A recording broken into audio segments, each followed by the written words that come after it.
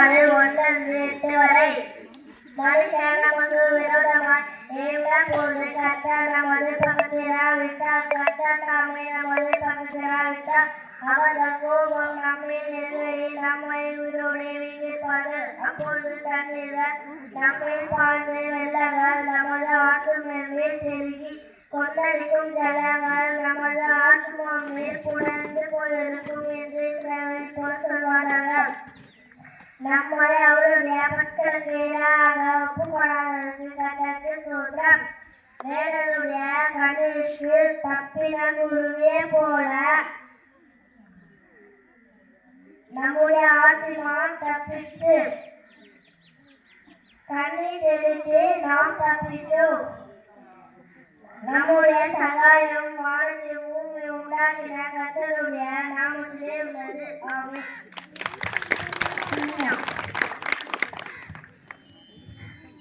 சங்கீதம் 124.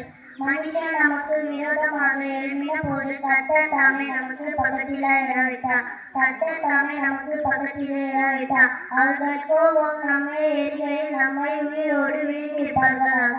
அப்பொழுது தண்ணீர் நமது வெள்ளங்கள் நமது ஆத்மா மேல் கொந்தளிக்கும் ஜனங்கள் நமது ஆத்மா மேல் புரண்டு போயிருப்பதாக இஸ்ரவேல் இப்பொழுது சொல்வதாக நம்மை அவருடைய பற்களுக்கு இரையாக ஒப்புக்கூடாது இருக்கிற கர்த்தருக்கே ஸ்தோத்திரம். மதுமிதா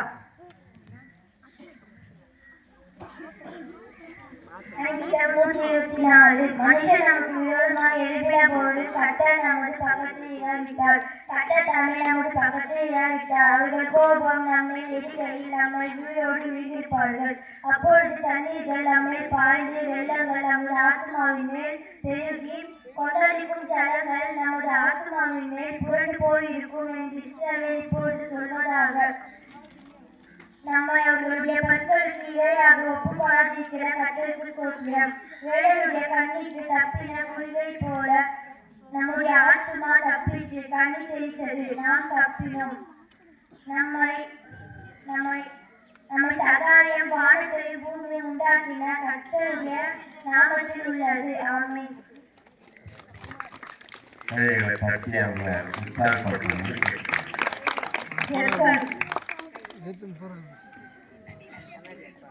சங்கீதம் 124 1-8 வரை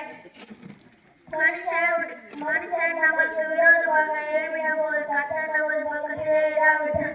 கர்த்தர் தாமே நமது பக்கத்திலே இராவிட்டார். அவர்கள் கோபம் நம்மை எரிகையில் நம்மை உயிரோடு வீழ்த்தியிருப்பார்கள். அப்பொழுது தண்ணீர்கள் நம்மேல் பாய்ந்து வெள்ளங்கள் நமது ஆத்மா மேல் பெருகி கொந்தளிக்கும் ஜனங்கள் நமது ஆத்மாவின் மேல் புரண்டு போயிருக்கும் என்று இஸ்ரவேல் இப்போது சொல்வதாக நம்மை அவர்களுடைய பற்களுக்கு இரையாக ஒப்புக்கொடாதிருக்கிற கர்த்தருக்கு ஸ்தோத்திரம். வேடனுடைய கண்ணிற்கு தப்பின குருவியை போல நம்முடைய ஆத்மா தப்பிட்டு தண்ணீர் தெளித்தது. நாம் தப்பித்தோம். நம்முடைய சகாயம் வானத்தையும் பூமியையும் உண்டாக்கின கர்த்தருடைய நாமத்தில் உள்ளது.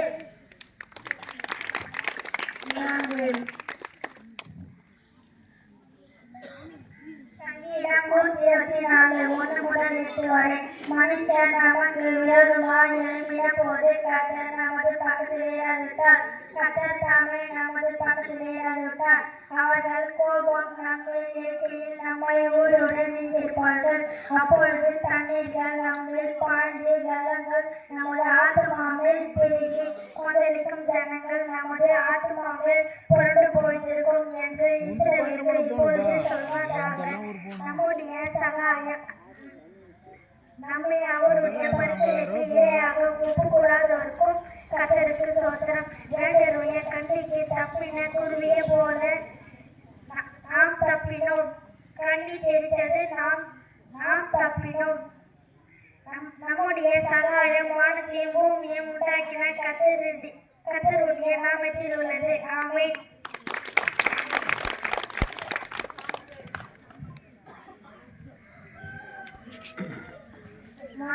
சங்கீதம் 124. சங்கீதம் 124. மனுஷர் நமக்கு விரோதமாய் எழுதும் போது கர்த்தர் தாமே நமது பக்கத்தில் இராவிட்டார். கர்த்தர் தாமே நமது பக்கத்தில் இராவிட்டார். அவர்கள் கோபம் நம்மை எரிகையில் நம்மை உயிரோடு விழுங்கியிருப்பார்கள். அப்பொழுது தண்ணீர் நம்மேல் பாய்ந்து வெள்ளங்கள் நமது ஆத்மா மேல் பெருகி கொந்தளிக்கும் ஜனங்கள் நமது ஆத்மா மேல் புரண்டு போயிடும் என்று இஸ்ரவேல் இப்போது சொன்னார்.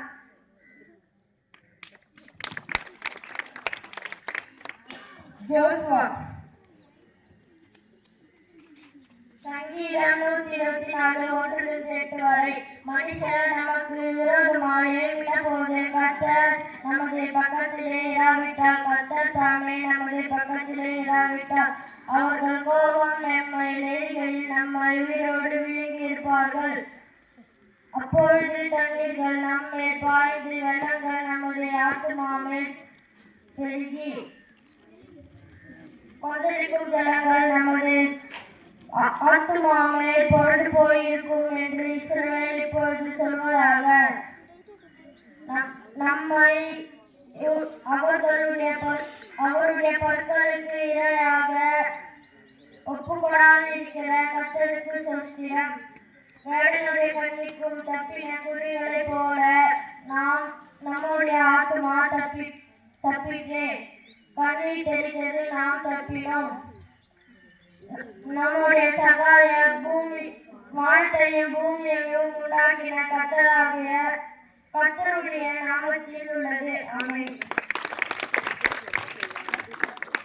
தர்ஷினி.